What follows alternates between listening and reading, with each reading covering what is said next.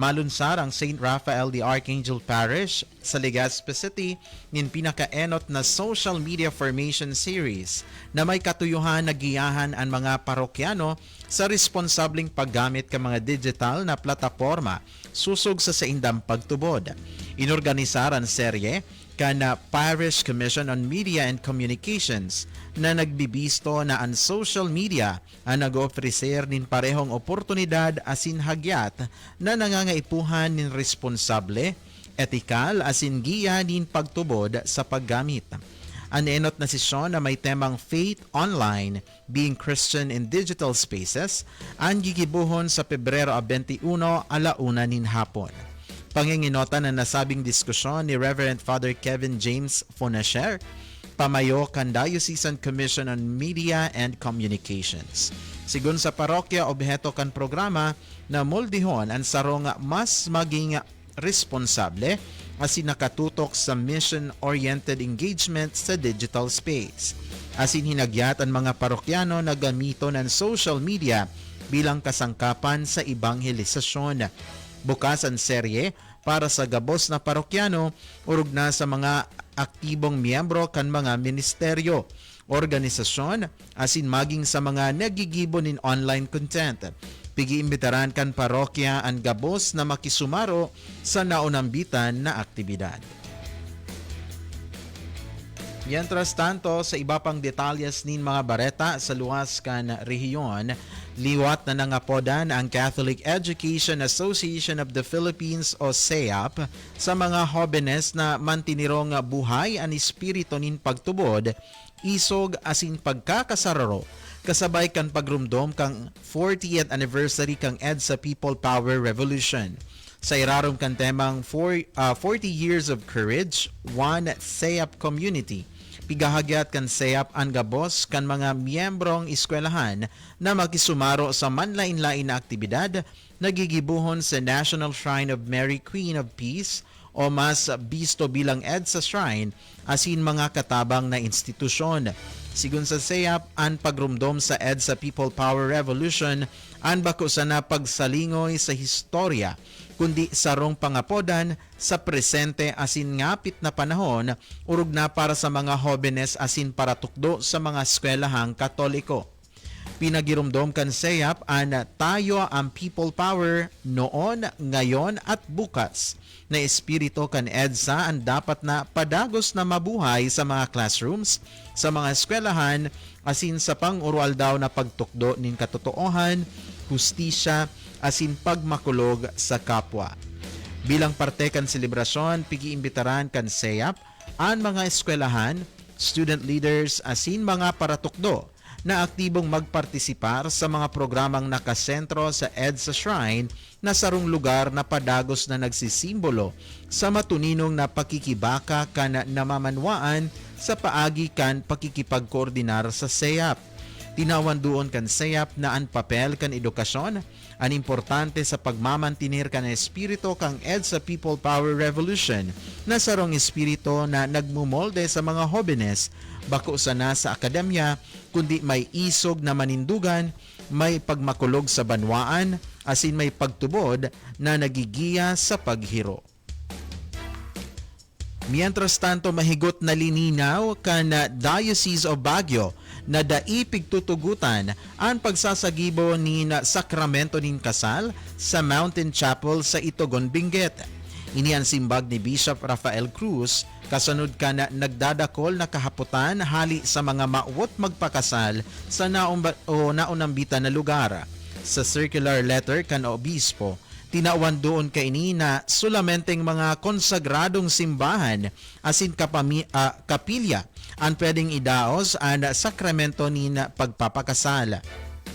Ipinaliwanag pa ni Bishop Cruz na ang mga non-sectarian asin bako konsagradong lugar ang warang permiso kan simbahan para sa mga selebrasyon kan sakramento nin kasal. Partikular na tinukoy sa surat kan obispo na day pwedeng magsagibon nin kasal sa Mountain Chapel alagad pwede ining gibuhon na reception venue.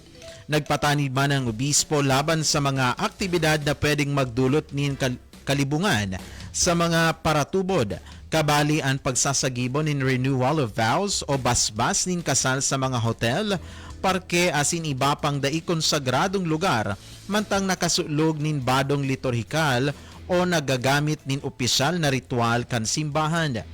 Paliwanag ni Bishop Cruz na anarog kaining paninindugan an nganing mamantinir ang kabanalan kan sakramento asin maibitaran na maging socio-cultural event an sakramento.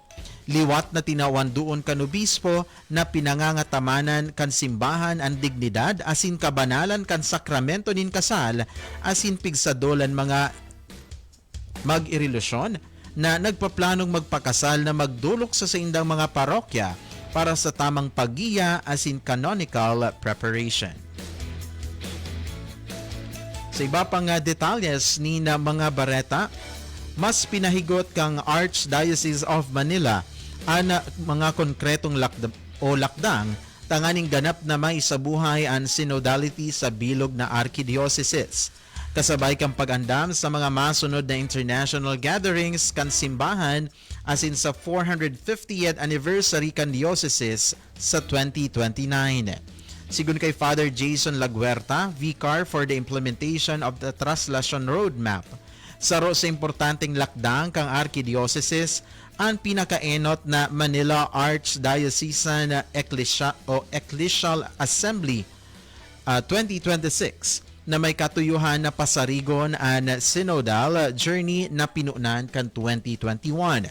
Sinabi kan padi na padagos ang paghiro kan lokal na simbahan kan Manila tanganing pag-atid-atidan asin isabuhay ang mga resulta kan mahiwasang konsultasyon sa manlain-lain na komunidad asin sektor. Parte ini subuot kang pag-andam kang Archdiocese sa Universal Ecclesial Assembly kan Vatican sa 2028, mantang target man na maipautob ang mga synodal program sa 2029.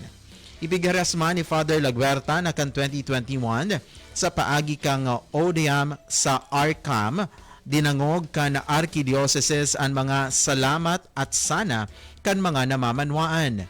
Hali digdi, nabilog ang Manila Synthesis Report na isinumiter sa Catholic Bishops' Conference of the Philippines o CBCP na nagserbing panundan sa pagbilog kan Translasyon Roadmap.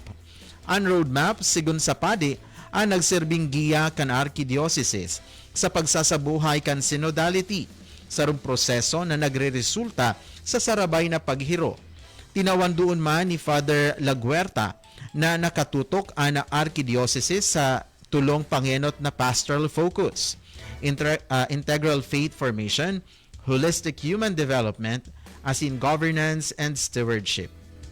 Objeto kang mga ini na makagibo nin mas malinaw asin konkretong lakdang nganing maisabuhay ang espiritu kang paninimbagan asin sarabay na pagbabaklay kan simbahan.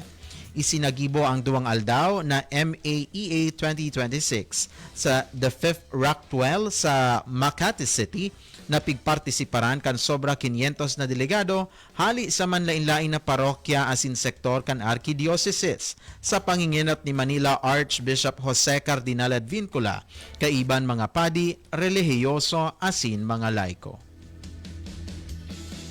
Para sa huring detalye nin bareta sa luwas kan nasyon, posibleng magbisita si Pope Leo XIV sa Principality of Monaco sa katapusan kan Marso. Sigun sa Holy See Press, sa oras na makumpirmar, ini ang magiging ikaduang biyahe kan Santo Papa, puon kang pinunan niya ang sa iyang pontificate asin pinakaenot na pagbisita kan sarong Papa sa Monaco sa makabagong historya. Ang enot na biyahe ni Pope Leo XIV sa luwas kang Italia ani sinagibo sa Turkey asin Lebanon kan Nobyembre 27 hasta Disyembre 2 kan nakaaging taon. Sa iyang pagbabalik, ipigpahayag niya ang kamauotan na makabisita sa Algeria tanganing madumanan ang mga lugar na may kinaaraman kay San Agustin asin mas pang pahiguton ang relasyon kan mga Kristiyano asin Muslim.